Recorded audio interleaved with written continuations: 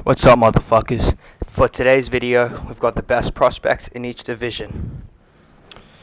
Coming in at flyweight, we've got Racer Ruya, honorable mentions to Ramazan Temirov and Andre Lima. Maybe you're asking, why is Ramazan Temirov not in here? Well, I'm gonna be honest, call me a casual all you want.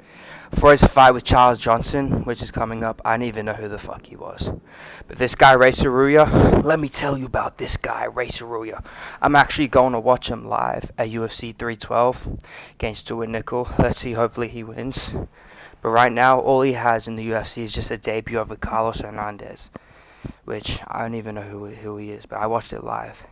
And this guy in that fight displayed dominant wrestling, good striking as well, and in that 125-pound division, I think with his dominant wrestling, he can make it, maybe in 3 years, make it to the top 5 of the division like Tatsuro Taira did. But anyways, let's move on to bantamweight. To no surprise, we've got the Vibe himself, Peyton Talbot. And honorable mentions go to Vinicius Oliveira and Felipe Lima, if you're going to count him. And this man has got 3 wins, a KO over Ioannis Gamori, which was in 18 seconds, KO over former prospect Cameron Simon, and a sub over Nick Aguirre. I hope I'm saying his name right. And he's got an upcoming fight on UFC 311 against Raoni Barcelos. This guy, I personally think, is the second best prospect in the whole UFC. Someone who everyone knows, everyone's very high on. Dominant striking, compared to Sean O'Malley. And he's got good wrestling, good ground game. We saw him get a submission in his UFC debut. This man, Peyton Talbot, has got amazing power, and I think he'll become ranked this year, if not next year. But this guy is very dominant, and I think is a future champion. Only person I think could beat him in the future is Umar. But let's move on to featherweight. Here in featherweight, we've got my GOAT. I think the best prospect in the whole UFC. The man himself from the Fighting Nerds, Gene Silva. Now let me tell you about this guy, Gene Silva. The autism master himself, the GOAT. And honorable mentions go to Joanderson Brito. And this guy is just insane, okay?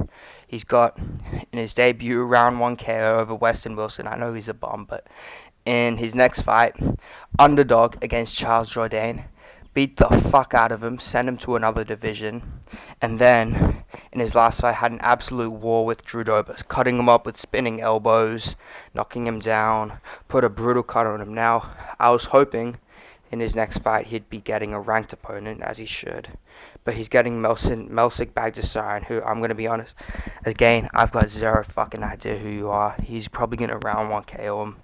And then after that, I'm thinking maybe he gets like Josh Emmett midway through the year. But Gene Silva, this man, great ground game, great jiu-jitsu, but his striking is insane. This man's power, his toughness, his autism is off the charts. And let me tell you, this is a guy to beat Ilia Topuria. Come back to this video and you'll see I'm correct.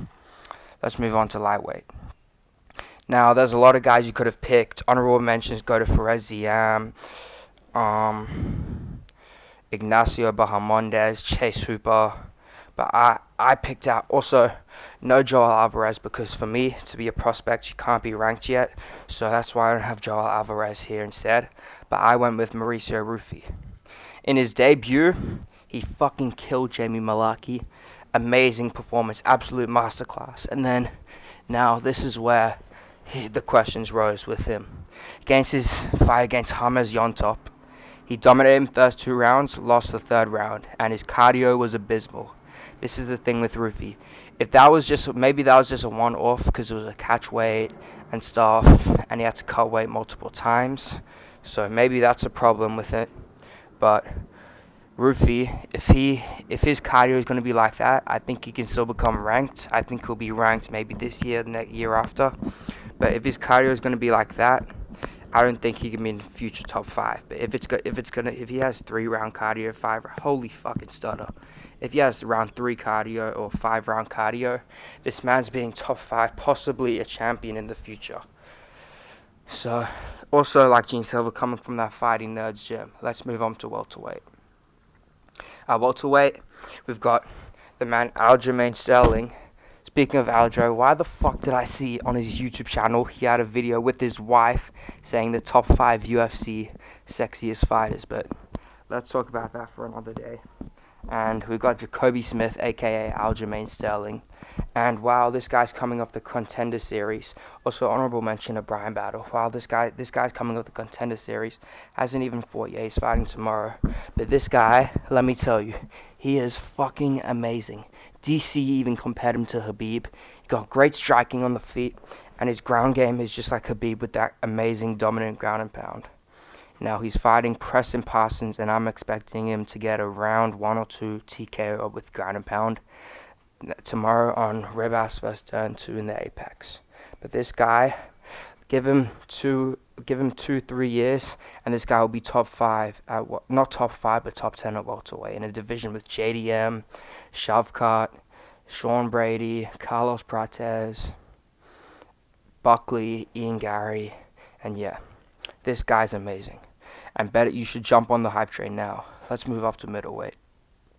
At middleweight, initially I was thinking of Bo Nickel, but I'm going to be honest, he's the honorable mention, by the way. Bo Nickel's kind of trash. I see him being ranked, but I don't see him being that high ranked. Now this guy, Ikram Aliskerov, I was very high on him before he fought Robert Whittaker.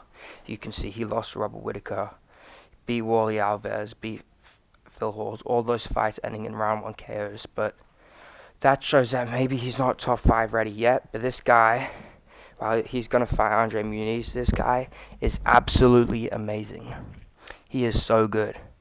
And while he may not be top 5 material, he's ranked material. He's very good. I see him if he fought people like Jacko Manson, he'd beat, if he can survive the round 1 of Michel Pereira, he'd beat him. He'd absolutely maul Shara. And his only 2 losses are to Khamzat Chimaev, future champ, and to Robert Whittaker. So this guy, he's only lost to elite competition. But the problem surrounding him is he's only beaten bums, and he just lost to Whittaker. But let's move up to light heavyweight.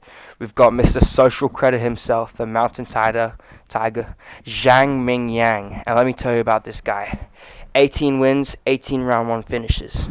6 by submission, 12 by KO. He's got wins over Ozzy Diaz and Brenson Ribeiro. And this guy from China is insane. People talk about KOs, and only people like KOs with Shavkat's 100% finish rate. But this guy doesn't only just have an 100% finish rate. Every single finish is in round 1, and that just speaks for itself. So this guy, Zhang Ming Yang, is absolutely amazing. I see him possibly being a future champ. See him being ranked maybe by the end of this year, since this division's quite shallow. And let me give the honorable mention to Umar Sai, who's about to be ranked because he's fighting the retard himself, Alonzo Menafield. But let's move on to the last division. Heavyweight, there's no actual good prospects here, and heavyweight's a shit division, but I'm going with Kennedy and Zedriku, who moves up from light heavyweight, so he's not even a heavyweight. Now, him, I see him being ranked as heavyweight. It's a shit division, all fatties and stuff. The honorable mention to Ryan Spann, Vitor Petrino, those guys who are also moving up, because they'll be ranked as well, because of how shit the division is. But he's got a round 1 KO over Chris Barnett, the GOAT himself, and a round 1 KO over Lucas Bresky.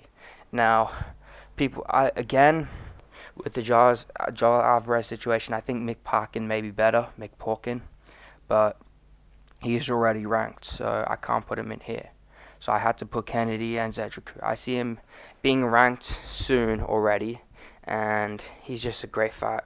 Not a great fight, he's fucking shit. He lost to OSP last year, but he'll be a good fighter in this division. And yeah, now that's it for the video. Thanks for watching, and let me know in the comments what video you want to see next. I'm out.